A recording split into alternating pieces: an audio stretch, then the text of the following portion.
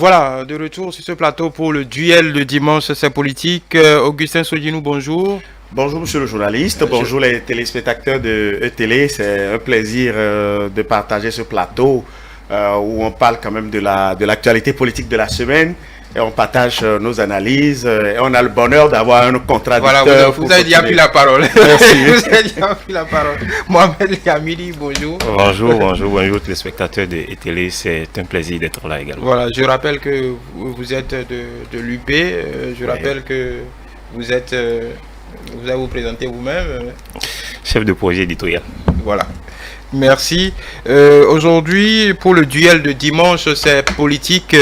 Nous allons évidemment, ce qui fait l'actualité cette semaine, sur le premier gouvernement de Patrice Talon comptant pour ce second mandat. Alors la question, c'est tout le monde a été, on va dire, pris de court parce que simplement le président de la République a choisi de reconduire presque dans son entièreté son gouvernement du précédent quinquennat, en tout cas le gouvernement qui a fini le quinquennat passé. Qu'est-ce que vous en avez pensé, le changement dans une sorte, il y a du changement mais dans la continuité globalement? Bon, le chef de l'État a choisi de ne pas choisir. C'est aussi un choix. Ne pas choisir est aussi un choix. Moi, je n'ai aucune surprise, je n'ai pas d'état d'âme par rapport à ce qui est fait. Et pour moi, les choses sont tout simples. Le chef de l'État a été réélu par un chaos avec les chiffres que vous connaissez. Et que vous connaissez aussi. Et si pour le chef de l'État, le peuple des 86% qui lui ont permis de renouveler son mandat ne lui demande pas de faire un remerciement, ou que le chef d'État ne croit pas que le peuple des 86% soit des partisans, ou des militants, ou des sympathisants, ni de l'UP, ni du BR, ni d'un autre parti politique, il va de soi que le chef d'État puisse maintenir ce qui est là. Pour moi, c'est pas un événement, c'est pas surprenant. Donc, mais c'est là que le problème se pose. Parce que je viens de le dire. Une victoire comme celle-là est d'abord une victoire politique. À partir de ce moment, ça suppose que c'est des gens qui ont œuvré. C'est des gens qui ont une conviction politique, qui ont œuvré pour que cette victoire-là soit. Et à partir du moment où ils ont œuvré, normalement, il va de soi que l'on puisse reconnaître l'effort en tant que tel. Maintenant, quel est le problème? Ça, il appartient au chef de l'État de le déterminer et de le résoudre. Alors, moi je pense plutôt que c'est un événement parce que pour une fois, nous voyons une gouvernance qui ne fait pas un culte de personnalité, mais qui voit le Bénin dans sa globalité, où nous ne voyons pas l'individualité, où nous ne voyons pas un poste collé à une personne, mais nous voyons un système, une dynamique qui a commencé depuis 2016 et que nous avons envie de perpétuer. Qu'il vous souvienne que la Constitution de novembre 2019 n'a pas changé le régime démocratique du Bénin. Nous sommes toujours dans un régime présidentiel où constitutionnellement le président de la République a investi pour former le gouvernement. Le président de la République est en même temps le chef du gouvernement, il est le chef de l'État, chef des armées. Et donc, le président de la République est libre de choisir ses ministres, ce qui vient d'être fait. C'est un événement en ce sens que je ne crois pas qu'un président au Bénin ait reconduit à ce fort taux les ministres qui ont travaillé avec lui à un renouvellement de mandat. C'est un signal fort. C'est un signal fort en ce sens que le Bénin n'est pas un gâteau où il faille dire à la population, nous faisons la politique pour servir la nation, alors qu'en réalité, on fait la politique, c'est pour se chercher une place autour du gâteau. Non, le Bénin n'est pas un gâteau. Tous ceux qui viennent à la politique dans l'intention de servir de servir la nation. Et servir la nation, ce n'est pas seulement au niveau du gouvernement, ce n'est pas seulement un poste ministériel qui permet à quelqu'un de se mettre au service de sa nation. Donc, c'est à saluer la clairvoyance du chef de l'État qui n'a pas voulu renouveler le gouvernement, histoire d'amener d'autres Béninois pour s'adapter encore à la dynamique, mais a souhaité que la dynamique continue avec les éléments. Et bien évidemment, cela ne veut pas dire que peut-être les jours à venir, les années à venir, qu'il n'y aurait pas de réajustement, qu'il n'y aurait pas de remaniement ministériel, et que, bon, si tant est qu'il y a des Béninois qui peuvent toujours aller encore au charbon, servir cette nation, ils ont toujours l'opportunité de le faire. De toute façon, nous, de notre côté, au niveau de l'Union progressiste, nous sommes satisfaits, nous accompagnons toujours le chef de l'État, nous soutenons ses actions et nous sommes d'accord avec lui. Mohamed Yamidi, est-ce que ce n'est pas une preuve de ce que le chef de l'État n'est pas prisonnier des calculs politiciens, qu'il garde toujours, et ce n'est pas une réaffirmation de son leadership, c'est-à-dire que oui, des partis ont travaillé à sa réélection. Il faut préciser quand même que les grands partis, ces grands partis-là sont toujours au gouvernement. Et évidemment, ce n'est pas parce qu'il n'y a pas eu de nouveaux ministres qui ne sont pas au gouvernement. L'UP et le BR sont toujours au gouvernement. Est-ce que le président n'affiche pas ainsi son indépendance vis-à-vis du égard au clientélisme politique habituel auquel on était habitué? Le président a-t-il cru devoir, en tant que candidat, afficher son indépendance vis-à-vis des partis à partir du moment où ce sont ces partis qui ont porté sa candidature? Oui, je rappelle que les partis sont toujours au gouvernement. C'est le chef d'un des partis qui a été directeur de campagne. Donc, indépendance vis-à-vis des partis, si vous le dites comme ça, je le conçois. Oui. Maintenant, la précision également, c'est que ceux dont vous parlez, que ce soit ces ministres, ils ne sont pas venus au gouvernement au titre de UP ou de BR. Si on remonte la file, je ne vois pas quelqu'un parmi eux qui était venu ou bien qui est venu au gouvernement au titre de UP ou de BR. Ces chemins faisant qui sont devenus ou UP ou BR. Alors à partir de ce moment, ce que j'ai dit déjà dans ma première intervention, ça reste valable. Si le chef, une victoire qui en tant que telle est une victoire politique. Donc la récompense devait aussi être politique, à mon avis. Maintenant, est-ce que justement, ce n'est pas la question de la récompense? Est-ce qu'il faut... vous mettez le doigt sur le mot, est-ce que récompense devrait-il y avoir? Le fait de travailler pour avoir une victoire politique entraîne de facto une récompense politique. Mais cela n'exclut pas qu'il faut chercher parmi eux des gens qui sont compétents. Et les gens qui sont compétents, ou les plus compétents, sont-ils seulement ceux qui sont au gouvernement? Ça, la question reste à poser. Ben, franchement, moi, je ne sais pas là où se situe le problème de M. Yamidi, en ce sens que j'ai écouté des membres de différents partis politiques qui ont soutenu le chef de l'État et qui ne se retrouvent pas actuellement au gouvernement. J'ai compris qu'ils étaient dans la même dynamique que le chef de l'État et qu'ils ne se plaignent pas du tout. Alors, au moment où les premiers concernés ne se plaignent pas, je ne sais pas pourquoi nous on a besoin de s'attarder sur la question en se disant, bon, on pouvait trouver des gens intelligents. Ceux qui sont au gouvernement ont donné leurs preuves. Ceux qui sont au gouvernement sont des Béninois, comme tout autre Béninois. Et dans ma première intervention, j'ai dit, ce n'est plus l'individualité, c'est le Bénin. C'est du Bénin dont il s'agit. Alors, donc, oublions ces questions et avançons dans ce débat pour analyser quelles sont les attentes, qu'est-ce que nous pouvons encore espérer par rapport à chaque ministère, par rapport aux innovations, par rapport à tout ce que nous avons de nouveau actuellement. Ce serait mon souhait. Mais on va quand même rester sur la forme. En attendant, des deux sorties, des deux entrées,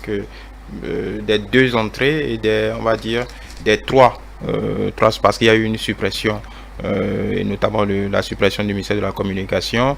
Il y a le ministère de l'Intérieur, évidemment, qui a été renouvelé parce que le porteur du macaron est appelé à d'autres fonctions. Il y a celui de l'enseignement secondaire aussi qui a été... Comment vous analysez ce mouvement à la marche? Le mouvement, bon, celui qui a quitté le ministère de l'Intérieur a laissé place à quelqu'un qui était déjà au gouvernement, qui a aussi une proximité avec le chef de l'État, parce que ce poste, évidemment, un poste de confiance. Oui. Ça, on n'a pas à le nier. Oui. Donc, pour moi, je ne vois pas vraiment pourquoi il faut épiloguer là-dessus. Enseignement secondaire. L'enseignement secondaire, je ne le connais pas d'une obédience, je ne lui connais pas une obédience politique et a priori, je n'ai pas cherché à savoir. Et c'est même pas quelqu'un dont on a entendu le nom avant ce jour où il a. Donc, pour le moment, étant donné que cela a été fait, il y a eu des gens qui étaient là.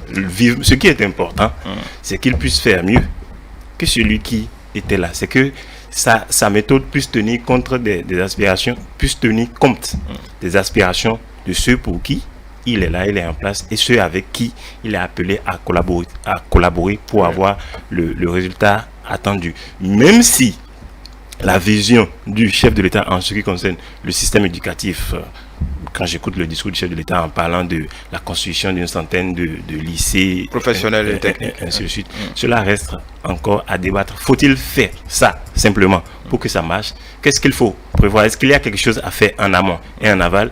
Il faut encore, à mon avis, il faut encore repenser la question. Le simple fait ou le fait de le voir de cette manière, parce que là, il faut peut-être qu'il faudra encore que le gouvernement vienne encore développer un peu plus la chose, mais à mon avis, il ne suffira pas de construire les lycées professionnels pour que le problème du système éducatif soit vraiment réglé, puisse vraiment porter les résultats que l'on pourrait espérer.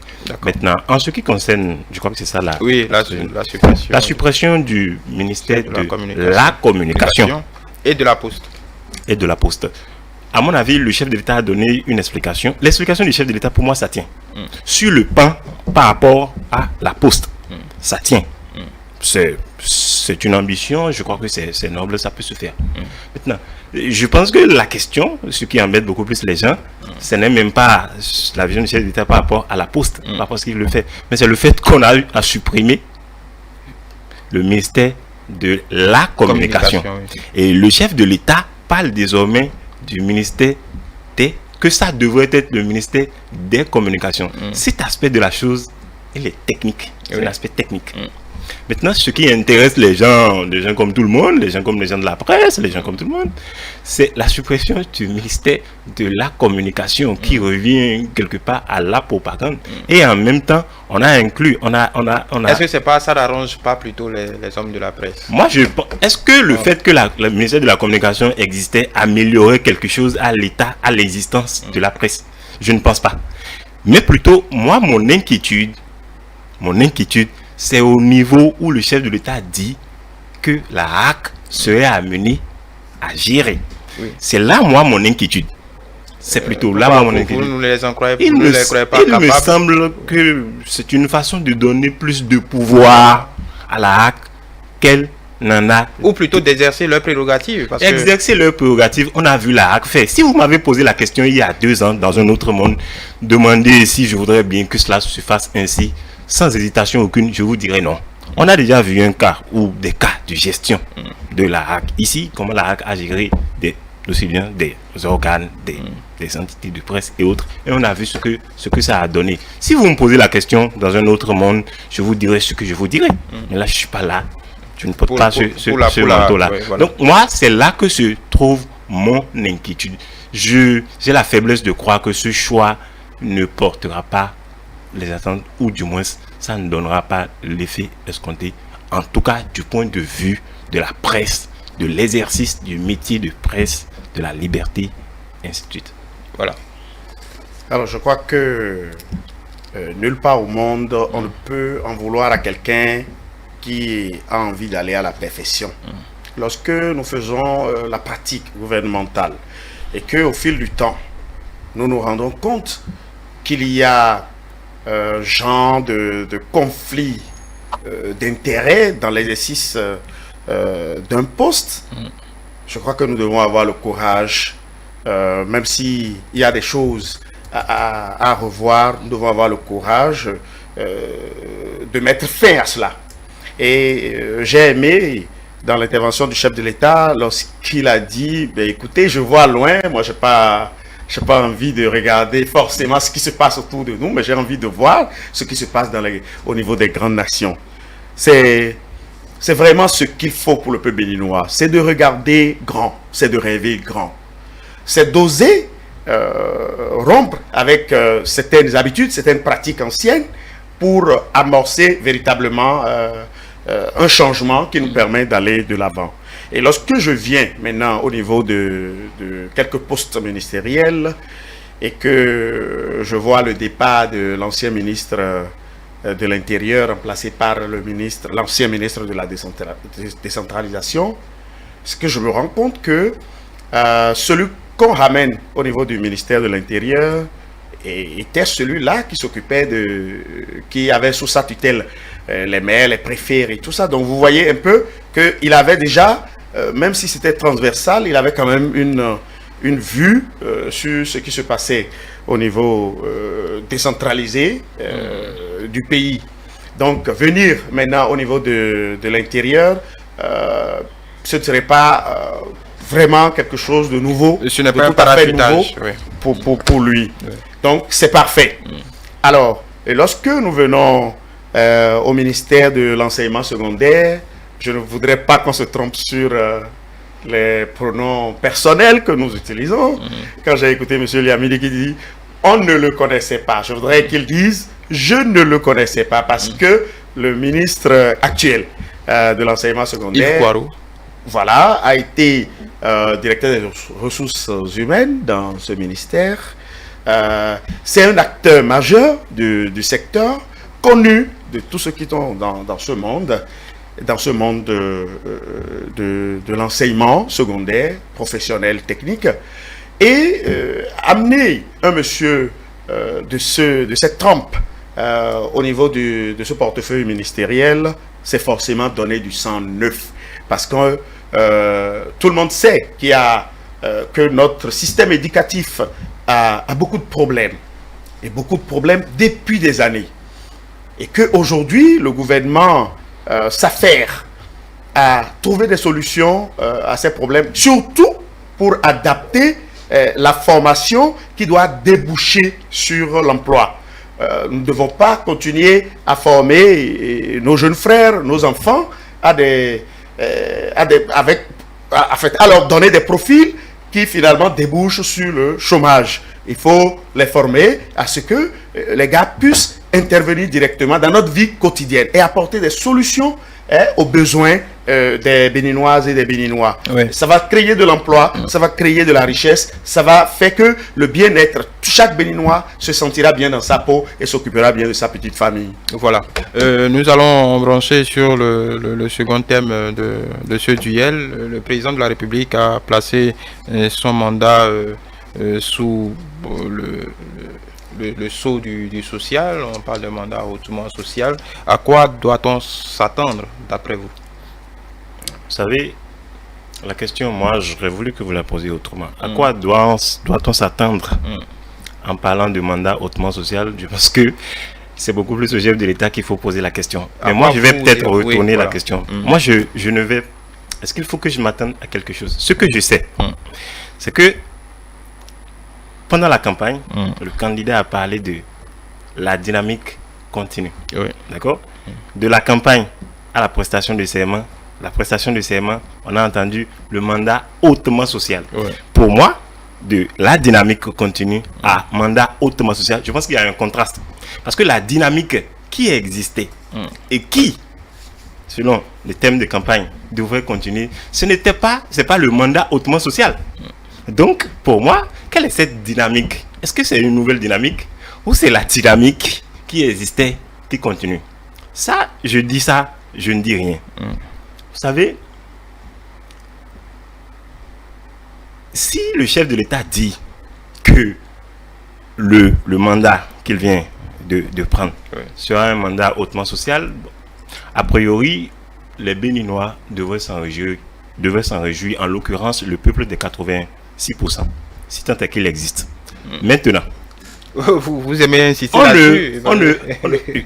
Et le reste, c'est une façon de voir les choses. Oui, d'accord. Écoutez, si c'est 86 dans 100, je pense que ça contenterait tout le monde. Oui, mais depuis lors, le président l'a dit, le président de tous les Béninois. Évidemment. J'étais le premier à dire ça ici. Évidemment. Oui. Maintenant, je dis ça, je ne dis rien. Vous savez, on ne conduit le peuple qu'en lui montrant le chemin de l'avenir. Un chef devrait a priori être un marchand d'espérance. Si c'est ce que le chef de l'État a compris en disant que le mandat qu'il vient de prendre serait un mandat hautement social, c'est tant mieux pour les Béninois. Et c'est ce que l'on souhaiterait. Évidemment, c'est ce que l'on souhaiterait. Maintenant, le mandat hautement social, ce serait quoi? Ce serait améliorer les conditions de vie des populations. Maintenant, nous sommes Béninois, nous sommes au Bénin. Nous appartenons à cette nation fortement individualiste. Si l'ensemble des mesures que le chef doit prendre devrait impacter la vie des Béninois, c'est-à-dire du point de vue, le niveau de vie, le niveau social des Béninois, et idéalement, de la majorité on dit, et idéalement tous, d'accord, c'est ce qui serait bien. Le mandat hautement social, ce serait peut-être quoi? Moi, j'attends que le chef de l'État vienne encore dire le contenu du mandat hautement social. Dans ce pays, avant 2016, je me rappelle, la césarienne était gratuite. Je me rappelle, l'inscription à l'université, ça se faisait d'une manière. Je me rappelle que l'école à un certain niveau était gratuite. Il y a autant de choses qui, d'une manière ou d'une autre, impactaient la vie des Béninois de façon individuelle et ensuite générale. Le mandat hautement social, est-ce que ce serait le retour de ça? Le mandat hautement social, est-ce que ce serait encore l'amélioration de cela? On a cru devoir s'arrêter. Oui, juste pour préciser, on a cru devoir s'arrêter pour mieux repartir parce que pour ces deux points que vous voulez de toucher la césarienne, je pense que dans la configuration du projet H et la césarienne et la gestation par voie normale, les deux sont gratuits, donc sont remboursés. D'accord. Dans la conception. Non, c'est déjà implémenté, le projet H. Pas généralisé, mais c'est déjà implémenté. Cela se fait déjà? Oui. Vous avez dit pas généralisé. Oui. Ça veut dire qu'il y a des ayants droit et des gens qui n'ont peut-être pas droit. Quels sont les critères, quelles sont les conditions pour avoir droit à cela? Moi, je ne sais pas. Je voudrais quand même, parce que l'action publique, l'impact, ça devrait être sur le grand nombre et idéalement tous. Quand on aurait vu cela, quand on aurait vu cet impact-là, quand on aurait vu ce changement-là dans la vie de la majorité et ensuite, idéalement tous, des Béninois, on pourrait dire que le mandat est hautement social. Il faut espérer et il faut amener le chef de l'État à rester collé à sa ligne. Je le disais tout à l'heure, on a cru devoir s'arrêter. Si en 2016, on avait peut-être dit, on va arrêter ça, et après 2 ans, je pense qu'on va pouvoir le remettre. Les gens ils vont peut-être mieux s'y préparer et savoir que il y a que la radicalité de la méthode, à un moment donné, a aussi amené les Béninois aujourd'hui à se demander est-ce qu'il faut y croire ou est-ce qu'il ne faut pas vraiment y croire. Et c'est là que se pose la question. Je n'ai pas vu les Béninois d'une manière ou d'une autre manifester une joie à entendre cela. J'ai l'impression aujourd'hui que ce qui se fait, les Béninois dans leur grand ensemble ne se sentent pas vraiment concernés par les décisions et les actions qui se mènent par ceux qui ont à charge l'action publique. Et c'est là que se pose le véritable problème au niveau du peuple. Augustin Soudino. Moi, je me souviens de ce tonnerre d'applaudissements qu'il y a eu au stade Charles de Gaulle quand le chef de l'État a annoncé que ce mandat serait un mandat hautement social. Hautement social, pourquoi?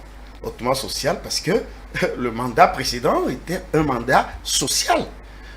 Et lorsque j'entends dire qu'il y a un contraste, lorsqu'on dit que la dynamique continue et qu'on dit que le mandat qui commence sera un mandat hautement social, j'ose croire que ce que nous mettons dans le social, c'est la gratuité.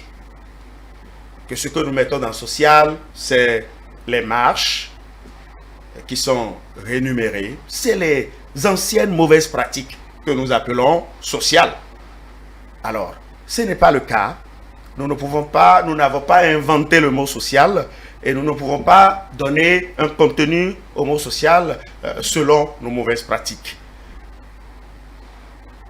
Lorsque le chef de l'État parle de hautement social, c'est pour dire que l'aspect social aura une importance particulière car il est noté que la grande majorité des Béninois ne saisissent pas les opportunités que crée le gouvernement. la grande majorité n'arrive pas à saisir. Donc, il faut accentuer. Il faut informer plus. Vous avez cru devoir souligner le problème de la césarienne, alors que ce problème est déjà résolvé par le projet Arche, qui a déjà fait sa phase pilote. Et que ce serait la phase de généralisation qui, aujourd'hui, certainement, sera déjà ça a été déjà lancé. Complètement prêt. Donc, je ne vous en veux pas que vous n'ayez pas l'information. Ce n'est pas parce que vous ne cherchez pas à avoir l'information. Non. Vous êtes symptomatique de ce qui se passe dans le pays. Ce qui a fait que le chef de l'État a dit, ce mandat sera hautement social. Et lorsque on met des mécanismes, on met des fonds sur place pour aider les jeunes à aller à l'agriculture, lorsqu'on met des systèmes en place pour aider des jeunes à avoir de crédit, beaucoup plus de crédit, lorsque l'État s'engage à s'investir dans l'industrie et qu'après, on puisse laisser ça pour des Béninois, lorsque l'État s'invite dans des investissements pour que finalement, ça soit laissé pour des Béninois, la gestion des Béninois, c'est du hautement social. Ça se faisait avant, au cours du premier mandat, ça a été fait, et au cours du second mandat, ce serait renforcé. Donc, les Béninois ne sont pas concernés, comme vous avez dit, mais je peux vous dire que ce sont des Béninois qui ont applaudi lorsque le chef de l'État a dit que c'est un mandat hautement social qui commence. Moi, j'y crois, et je sais que beaucoup de Béninois y croient.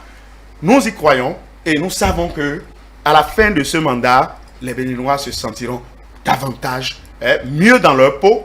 Le panier de la ménagère se trouvera renforcé, car nous allons produire plus.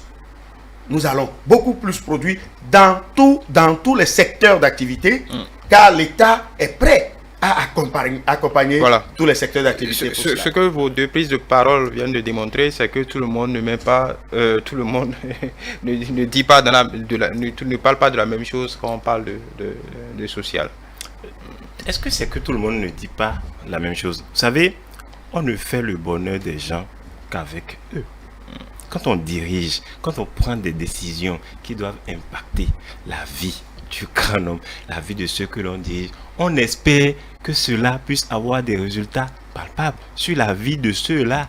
Quand vous prenez des décisions, vous pensez que c'est le manque d'information qui fait que les gens ne perçoivent pas l'action des décisions prises, c'est-à-dire que l'effet, le résultat des décisions prises ou les actions menées par le gouvernement sur leur vie. Vous pensez que c'est le manque d'information qui induit cela? Vous pensez que c'est le manque d'information qui fait que aujourd'hui la grande majorité des Béninois ne se sentent pas d'une manière ou d'une autre concernés par ce qui se fait? Je vais vous rappeler un petit truc. Quand on a parlé, il n'y a pas si longtemps, d'insécurité, d'agression, de mercenaires et de tout ce qu'on a entendu dire là, est-ce que vous avez eu l'impression que les Béninois se sont sentis concernés par la chose? J'ai dit tout à l'heure que nous appartenons à cette nation fortement indigène. En tant que citoyens de cette nation, nous avons la possibilité de croire ou de ne pas croire en un gouvernement. Mais quand il s'agit des questions liées à la vie, au bien-être commun des Béninois, il faut que tout le monde se sente concerné. Et c'est ça le problème aujourd'hui. Est-ce que vous avez l'impression que c'est le cas? Ce n'est pas parce que les gens n'ont pas envie d'y croire, mais c'est qu'au résultat, on observe quelque chose qui n'est pas peut-être ce que l'on attendait ou qui ne ressemble pas toujours à ce qui a été dit, à ce qui a été annoncé. Et c'est ça qui est le problème que l'on pose. C'est tout. Ce n'est pas autre chose. Ce n'est pas autre chose que cela. Lorsque nous prenons des décisions en haut, d'abord, c'est qu'on a tenu compte de la réalité du peuple, la réalité des Béninois. Nous voulons une amélioration. D'accord. Mais quand on prend des décisions, quand on mène des actions, et que le résultat s'avère ce que ça donne là, c'est-à-dire que ça crée encore d'autres problèmes ou plus de problèmes que de solutions, c'est de ça qu'on parle, on ne parle pas d'autre chose.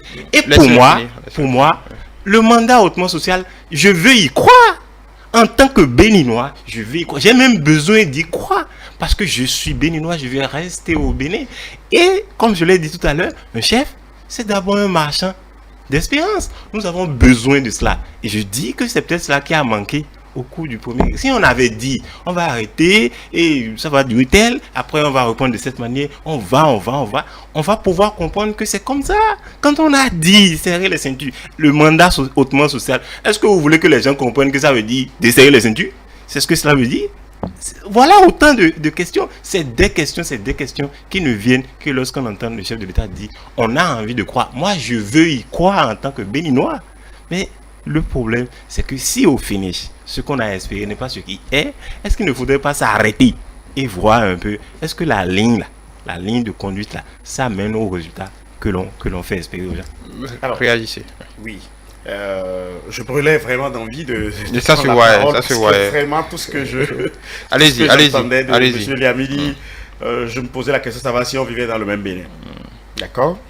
Et j'espère que ceux qui ne parlent pas de la même voie que le pouvoir en place ne comprennent pas les choses de cette façon que présente mon cher ami Monsieur Liamidi. Lorsqu'il prend un exemple en disant par exemple qu'on a parlé de mercenaires, on a parlé de terrorisme, est-ce qu'on a senti que le peuple était concerné? Je voudrais lui dire que tout le peuple béninois est concerné par le fait qu'aujourd'hui, lorsque tu vas au niveau du service public, tu es accueilli, tu es écouté et tu sors satisfait. Tout le peuple béninois est content du fait que aujourd'hui, les uns et les autres ont peur de la chose publique. Et tout le peuple béninois est davantage concerné du fait qu'on lutte contre la corruption. Et cela permet de redistribuer ces ressources qui étaient entre-temps gaspillées et dans la poche d'une minorité à permettre à nos enfants d'avoir au moins un repas chaud à l'école. Pensez-vous que les Béninois ne sont pas concernés par rapport à ça? Pensez-vous que les Béninois ne sont pas concernés par le fait qu'il n'y a plus de grève et que les enfants vont à l'école pendant une année? Pensez-vous que les Béninois ne sont pas concernés du fait qu'il n'y a pas de grève dans le secteur de la santé et qu'on va à l'hôpital, on se fait soigner? Vous avez oublié au moment où les gens faisaient de grève et il y avait des morts dans nos hôpitaux? Les Béninois sont bel et bien concernés. Et lorsque vous regardez le silence des Béninois, ça se comprend. Le silence, c'est que nous avons amorcé une période de grandes réformes, de chamboulement, d'habitude. Tout ce qu'on était, on était habitué à beaucoup de choses. Et qu'aujourd'hui, avec les courageuses réformes, le Béninois lambda a compris. Tout le peuple béninois a compris et se sent concerné. Et observe un silence pour s'adapter à tout ce qui se fait. La belle preuve, sur les 50 et quelques % de Béninois qui sont allés au vote, près de 87% ont renouvelé leur mandat pour le chef de l'État. Vous pensez que c'est pour les beaux yeux du chef de l'État? Non. Ces 87% ont exprimé le renouvellement du mandat du chef de l'État. C'est au vu des résultats de ce qui se fait. Donc le peuple est concerné. Donc ne dites plus ça, effacez ça des disques, de tout ce qu'on peut essayer de reprocher au gouvernement. Mais allez plutôt dans la dynamique de l'amélioration de ce qui se fait. Dans l'amélioration de ce qui se fait, lorsque vous dites que le chef de l'État invite son peuple à serrer la ceinture. Lorsqu'on serre la ceinture, vous pensez que la ceinture c'est pour le ventre? C'est sur votre ventre que vous avez serré votre ceinture là maintenant? C'est à la hanche, c'est à la taille. C'est ce qui exprime la détermination à aller travailler. Donc quand le chef de l'État invite ses concitoyens à serrer la ceinture, c'est de dire, redonnez-vous le courage d'aller au travail. Allons au travail. Serrer la ceinture ne veut pas dire, vous devez vous affamer. Lorsque je vois des images sur les réseaux sociaux, ça me fait rire. Quand les gens, ils mettent la ceinture, même parfois ils mettent ça à la poitrine, ils mettent la ceinture, c'est pas pour le ventre. Alors, bon, donc parler de hautement social... Ça a été une mode sur le ventre. Ah ben, sur le ventre, oui. Mais c'est pas pour serrer le ventre. Vous serrez le ventre avec votre ceinture, je ne sais pas. Vous voyez ce qui peut se passer? Alors, la ceinture, c'est pour garder le pantalon et la chemise. La ceinture, c'est comme quand vous vous apprêtez pour aller à un combat. Un combat contre la pauvreté, contre la misère, contre le sous-développement. Et je dis, lorsque le chef de l'État parle de mandat hautement social, ce n'est pas une question de est-ce qu'il faut desserrer la ceinture ou pas. Tenez-vous tranquille. Lorsque vous travaillez plus, vous gagnez plus. Lorsque vous gagnez plus, vous avez la possibilité de vous offrir tous les luxes, vous avez la possibilité de vous offrir tous les plaisirs possibles. Vivons à la hauteur de ce que nous gagnons. Vivons par rapport à nos moyens. Ne cherchons pas à vivre au-delà de nos moyens. Il va réagir. Je ne vous demanderai pas où est-ce que vous mettez votre ceinture, sur le ventre ou sur la hanche, mais bon, vous pouvez réagir. Moi, je demandais plus. Est-ce que vous avez l'impression aujourd'hui que c'est parce que les gens travaillent moins, qu'ils gagnent moins? Encore qu'il faut d'abord trouver à faire pour pouvoir gagner. Maintenant, dire en tant que chef, en tant que marchand de l'expérience, c'est ce qui est bien. Montrer l'avenir au peuple, c'est ce qui est bien. Pour moi, dans la ligne de conduite, c'est déjà mieux de dire que le mandat sera hautement social. Qu'il faut espérer que cela soit. Travailler réellement à ce que cela soit, c'est-à-dire qu'il faut écouter les uns et les autres, qui ont aussi des idées, qui ont aussi une vision. Et donc, à partir de ce moment, espérer maintenant le résultat. D'accord? Donc, voir les choses de cette façon, c'est toujours mieux que le pays de pagaille, en forme de bavards, des aides de compétences. Donc, cette ligne qu'il semble, je dis bien qu'il semble, parce qu'on attend de voir que le chef est en train d'adopter, parce que j'ai écouté le chef de l'État dire qu'il est prêt à écouter les autres pour améliorer sa façon de le faire. Si tel est le cas, cette ligne est forcément mieux. Et c'est ce que les Béninois d'abord souhaitent et ensuite peuvent espérer. Donc, il faut travailler à cela et non se satisfaire de ce que tel est comme ça, on a dit ci, on a dit ça, comme vous êtes en train de l'évoquer. Parce que nous n'avons pas la prétention, et je ne pense pas que c'est parce que les gens font moins d'efforts qu'avant qu'ils vivent moins mieux, c'est-à-dire qu'ils vivent pas aussi bien, pas autant qu'ils vivaient qu'avant. Parce que déjà avant, c'est pas qu'ils vivaient mieux, c'est pas qu'ils vivaient au paradis, hein. Ce n'est pas l'impression que j'ai. Non, mais franchement, les Béninois ont dépassé cette étape laissez-le d'analyse. Ce que je pense, le mandat hautement social, personne ne demande à ce qu'on vienne lui distribuer des vivres, hein. Personne ne demande à ce qu'on vienne lui donner des mérites, des fruits de ce qu'il n'a pas mérité. Tout ce que les gens veulent, tout ce que les gens demandent, c'est que comment vivre. C'est-à-dire que les situations, que les conditions de vivre, que la vie économique des Béninois dans leur ensemble puissent voir un coup d'amélioration. C'est tout ce que les gens demandent. Voilà, il nous reste conformément à leur effort. Voilà, il nous reste exactement 2 minutes 30. Donc vous allez réagir et conclure. Oui, bien sûr. Oui, merci. Vous piaillez d'impatience. Oui, vraiment. Vous allez réagir ensuite, ne vous inquiétez pas. Monsieur Liamidi, j'ai l'impression que je suis dans un rêve.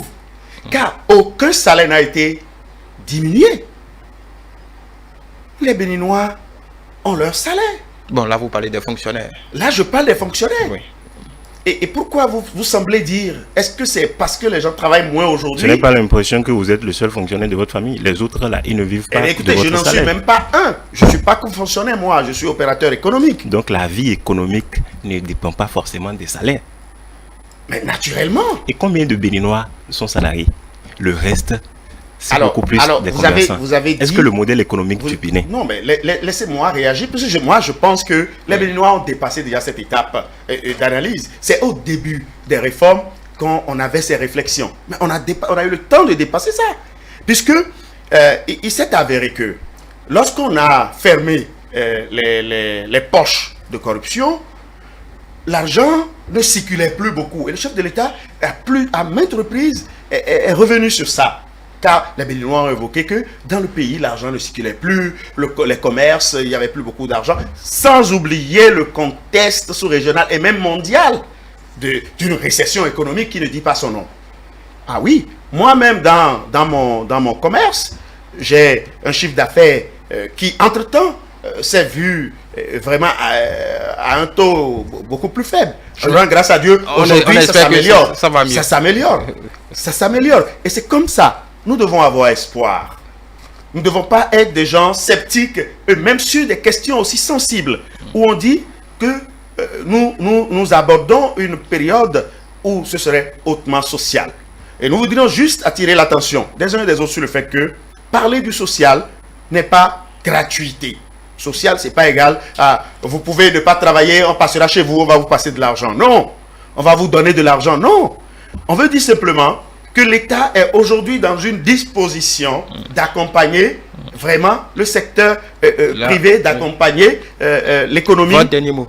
Alors, je voudrais lancer un appel à l'ancien gouvernement en majorité qui est devenu nouveau gouvernement, que Dieu les accompagne dans l'exercice de leurs fonctions et qu'ils s'ouvrent un peu plus à nous, parce qu'il y en a quand même beaucoup parmi eux, nous en tant que partisans, on se disait, bon, on peut quand même demander tel service, ceci ou cela, mais ce qu'on n'en avait pas.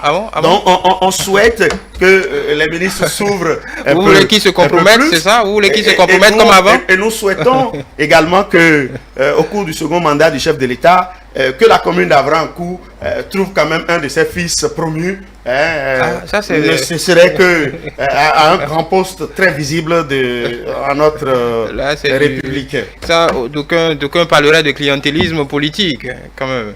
Mais bon, ça n'engage que vous. C'est mon mot de fin. Allez-y. Le mandat hautement social dont le chef de l'État a parlé, les Béninois dans leur majorité, l'ensemble des Béninois, le peuple béninois ne peut souhaiter que cela soit une réalité.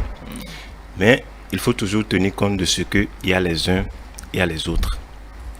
Et pour y arriver, le chef de l'État, je l'ai entendu dire qu'il est prêt à améliorer sa manière de faire.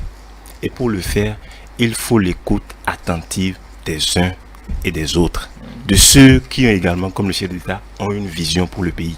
Ceux qu'ils soient de la mouvance ou de l'opposition, sont aussi en pleine réflexion et qui ne veulent que participer à l'élaboration du progrès des Béninois dans leur ensemble. C'est seulement comme ça qu'on arrivera à un mandat hautement social. Merci Mohamed Liamidi. Je rappelle que vous êtes chef de projet éditorial. Sodinou Augustin, je rappelle que vous êtes de l'Union progressiste. Voilà, merci pour votre contribution de ce dimanche 30 mai 2021. Le duel, c'est désormais du passé. Ce qui va suivre, ce sera l'hebdo des éditorialistes avec Théodule Moussa et ses invités.